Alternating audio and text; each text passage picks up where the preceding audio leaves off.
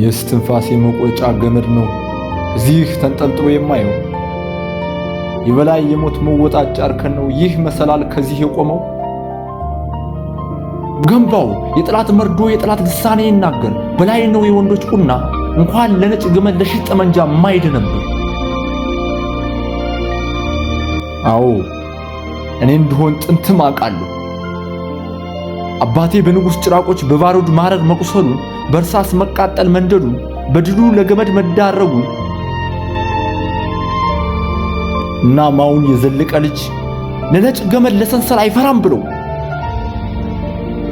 ለአደግዳጊ ቧልተኛ ለእንከፍ አሳባቂ ብላይ እንጂ ሞት እንደሆነ አብሮ የኖረ ስቅላትም ያባቴ ነው።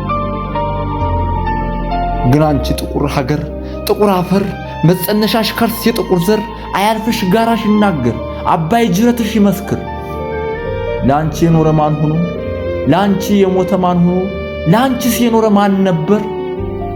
ድንገት ዘመን ተሻግሮ በረከት ሆኖ ቢያድርብሽ ብዬ እንጂ መርገሜ ኢትዮጵያ ወንድ ልጅ አይውጣብሽ።